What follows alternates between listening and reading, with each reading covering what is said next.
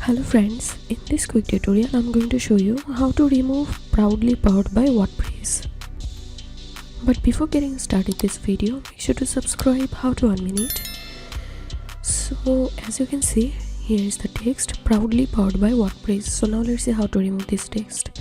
So first of all, open your WordPress dashboard and then hover over on appearance and click on theme editor.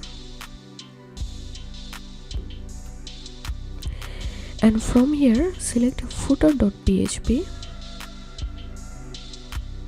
So here we can see footer.php file is selected. Now we need to search for the proudly powered by text here. So as you can see, here is the text. So we have to cut this bird.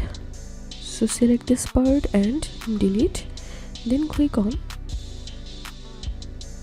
update file.